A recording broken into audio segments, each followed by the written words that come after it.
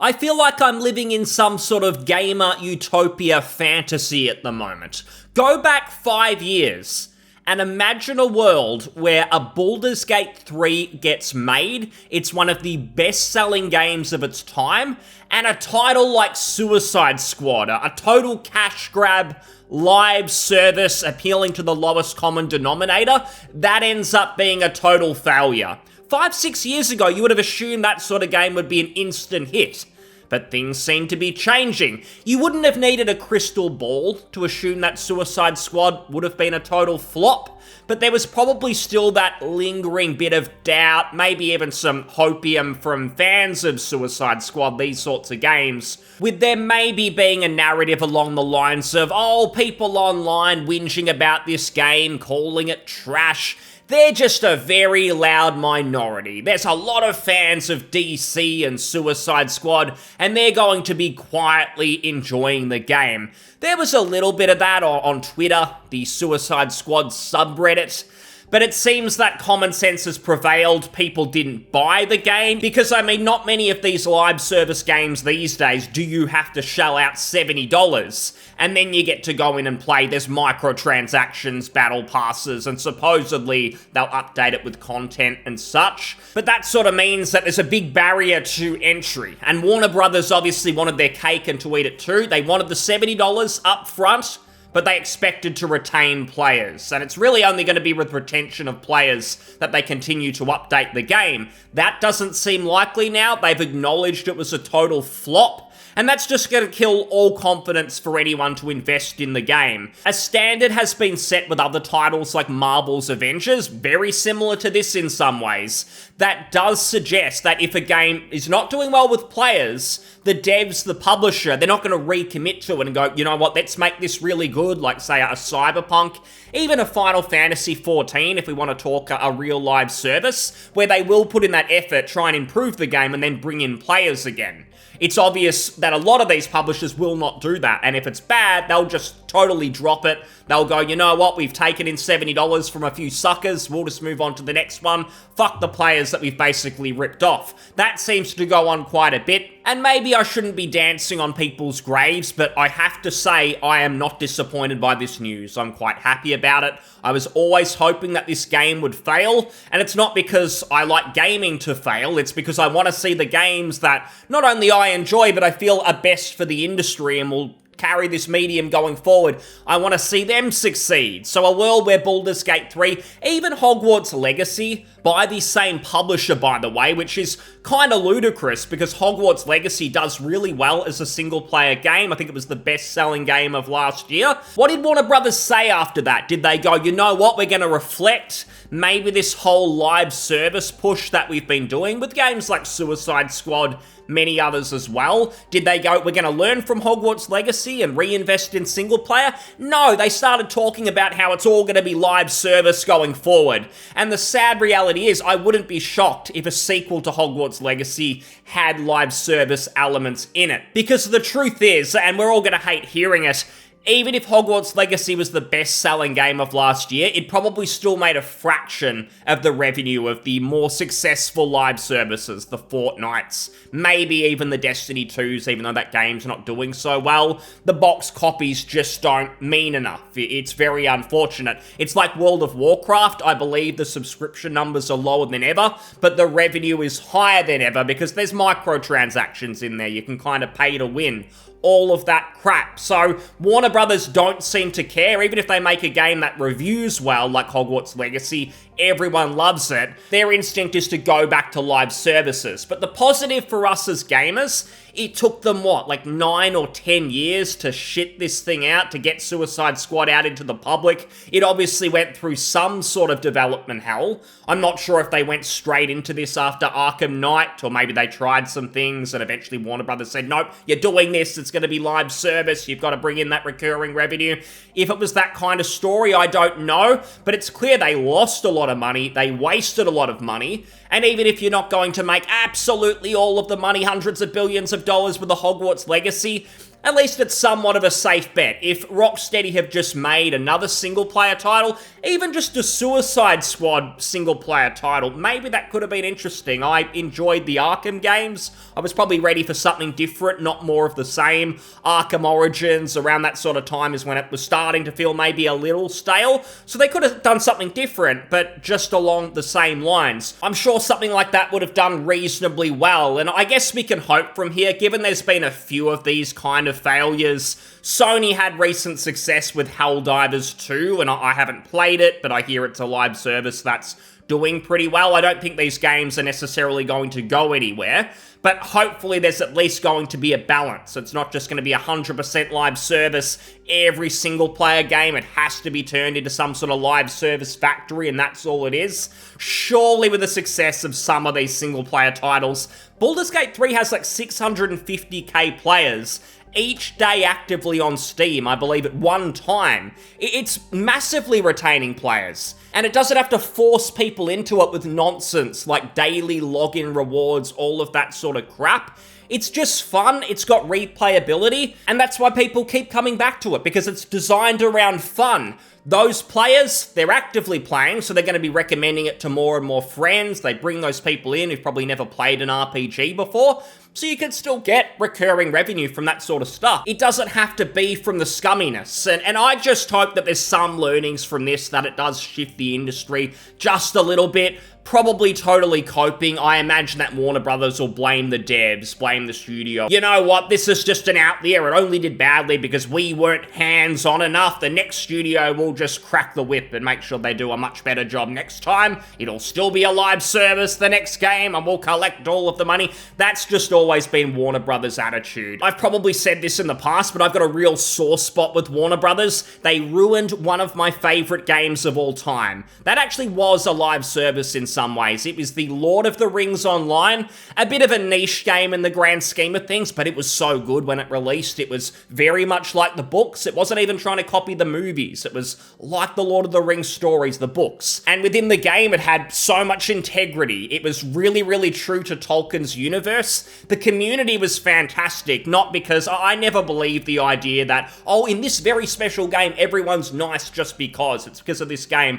Humans are going to be humans, but the reason the community was good is people wanted to kind of preserve just how much integrity the game had. So people helped each other, not because they're all selfless necessarily, but there was that selfish part of it of going, you know what, I want this game to stay good because it's so good, so we're going to keep making sure people have a good experience. So everything about it was incredible, the quests, the locations, everything else. And then Warner Brothers bought the company, stepped in, destroyed the game totally. They made it pay to win in some aspects. You want to do a quest, you could buy a blue orb and just teleport to the quest and then teleport back. You could spend money to do these things. None of that was in the game before that. It was pay a sub and that's it. You get all of the content. Warner Brothers destroyed it. I've never forgiven them for that, and they do this constantly. They've done it with every other series, everything else they've been involved in. So to see them take a massive L, I'm happy to see it. I thought there might still be some copers out there. All these people huffing the copium, making claims like, no, all these people hating on the game, they're just addicted to the drama and the hate. They wouldn't know a good game if it stared them in the face. Those people have totally given up. If we go to the Suicide Squad subreddit, I was expecting to find hold the line sort of posts like, no, they're going to fix the game, it's going to be okay, don't listen to the drama online. They have totally raised the white flag. Literally just about every post I see, it's things like this. They've got to fix these issues or it's going to be too late. It probably already is. Let's be honest, the game is extremely lucky if it gets more than 4 seasons. I think that's being really optimistic. I don't think the game's going to last much more than its current state. It's going to go into maintenance mode, which means they'll keep the servers on. They won't totally kill it, but there's barely going to be any more new content. Maybe they'll add in some more microtransactions to fleece the last of the player base, but that's going to be about it. You've got this post, Honesty. And someone says, look, I'm going to put it bluntly, because I believe genuine enjoyers of the game deserve as much. This game is cooked. In sense of its future, it's not happening.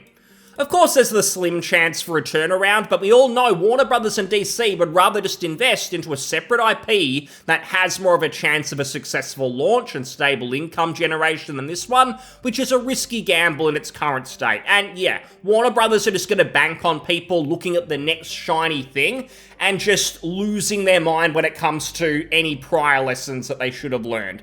You should just think by now, any of these live services, they come out, there's this roadmap, this huge promise of future content, future improvements, but they leave out the asterisks. And what the asterisk says is any of this potential new content, it is conditional on this game making a ton of money at launch and having a massively active player base. If you buy the game for $70 and not enough people do, too bad, you're shit out of luck. They're going to move on to the next thing and make the same promises all over again, and they're only going to deliver if you do, if you buy the game. The problem is when they release these live services, they're always totally half-baked. There's maybe 30% worth of a game in there. They've spent all their time on monetization schemes, how to fleece the players over time. That's where all the effort has gone into, not into the story, not into the content, and just trying to make a game that's fulfilling. Whereas something like Cyberpunk, even if it's a total shit show at launch, as it shouldn't have been, they are going to have more motivation to fix it because they completely rely on box copy sales. And if CD Projekt Red have a bad reputation, their next game's going to do really badly. So they had more of an incentive to fix it. Studios like Warner Brothers, they totally rely on the IPs that they own. Most people who buy Hogwarts Legacy, they don't know or care about Warner Brothers as a gaming publisher. They're just buying for the name of the title. Warner Brothers have barely any IPs of actual note that they've created themselves. They're total hacks, they're pathetic, and they're reaping what they sow here. I can only hope for more failures from them. These sorts of posts continue. Game was working fine on my computer, but now it won't load up. I'm seeing a lot of this. The game apparently doesn't even work properly anymore. They're putting in patches, they break the game, and it seems like the budget has been pulled even for just fixing bugs and making sure the game is in a playable state. It seems to be totally abandoned ship on this project. Warner Brothers, they seem to have locked the developer out from accessing any funds or something. They are just completely dead. Who knows if Rocksteady is about to cease to exist? Is it all over? Because I see some people going, good, the game failed, now Rocksteady can get back to doing what they do best. But I've got to tell you, the studio is probably gone pretty much. Anyone with any talent, the people who worked on the games that you maybe loved from them, I can't imagine that they're there anymore. The founders are gone. Maybe they found some way to cash out and Warner Brothers gave them a bunch of money. Who knows? But the actual people who were delivering the levels, delivering the story, everything like that, I imagine they've moved elsewhere. 10 years stuck with this turd of a project, this turd of a game. Surely they've gone elsewhere if they've got any sense. So even if Warner Brothers gave the studio a second chance, I can't see them delivering anything of any sort of competence. It's like Arcane with Redfall. That studio's totally gone as well. They're never going to do anything good again. The people who delivered what we loved in the past, they have ran for the hills. They're not there anymore. There is a tiny bit of cope, but it's almost not about the game. They're sort of going in a different direction now. And I'll give you an example. Someone says, fellow squads, let's start building a great and positive community. Hey, Suicide! So it should be pretty clear to everyone that this game isn't going to be mega popular, it's not going to be a smash hit. That's clearly a disappointment to many of you, as it is to me. Since this post isn't 100% praise, I'm guessing it's going to get deleted, but hopefully a few people will get to read it before that, and see I'm coming from a place of genuine love for this IP. Aha, so it's the IP, they don't care about the game. Again, Warner Brothers, they live off these IPs. I should really say that they feast on them, they leech from them, and they deliver nothing of quality. They're just trying to profit off the name, zero integrity when it comes to their games. This person continues, I've loved the Suicide Squad comics for over a decade now, and though the first movie was terrible, the second one was pretty good. I wanted this to succeed and bring the squad's signature brutality and black humor to a mainstream audience. Well, there's your problem. You were thinking about the story. You were thinking about the universe itself. Warner Brothers don't care about that. They plan, first of all, what is the best way for us to make money out of a live service. and then everything else is put in there around that. They don't come at this with the mindset of, let's make the best Suicide Squad game possible, and we'll design a bit of a live service around it to sustain it.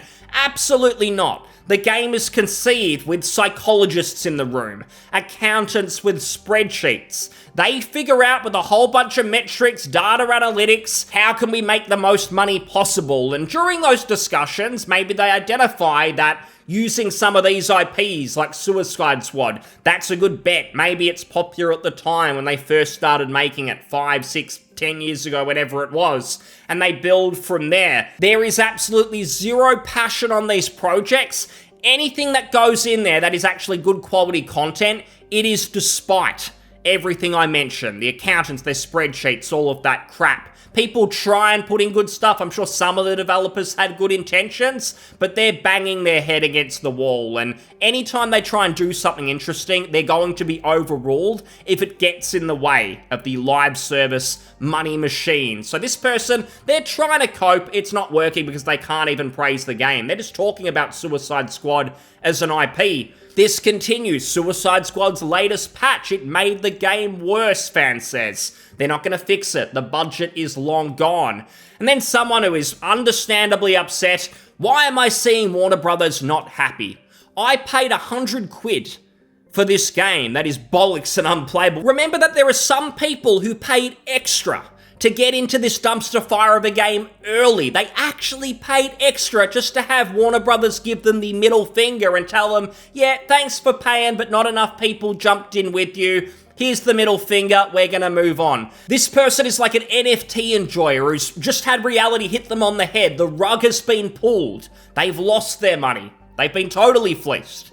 And as he says, he's the bad guy now because not enough money was spent on the game. No one cares about your $100. They didn't make $100 million from this. Too bad. You're not getting any more content. In fact, the game doesn't even work for you anymore properly. We're not even going to fix basic bugs. That'll be too much. The top comment, ha ha ha, karma. Someone else, rest in peace. That's why you never buy anything at $100. These sad people have learned their lesson. Well, have they, or are they just going to do it the next time there's the new flashy product to buy and Warner Brothers or any publisher promises them the world? It'll probably keep happening, but I'm at least going to continue living in that gaming fantasy where things look a little bit better. The Baldur's Gate 3s, the Hogwarts Legacies, they're doing pretty well. The Elden Ring DLC coming soon, that's probably going to do enormously well. So hopefully we see more of them. We see less of this crap. If we see them, hopefully they keep failing, and we'll see what happens from here. This has been like the first major flop of 2024 that I can think of. I'm sure there's been others, but I remember last year there was Golem, the King Kong game. This seems to be in the same tier, even if it's from a bigger developer or a bigger studio, but it's always a good laugh. So thanks so much for listening. I'll see you on the next one. Cheers. Bye.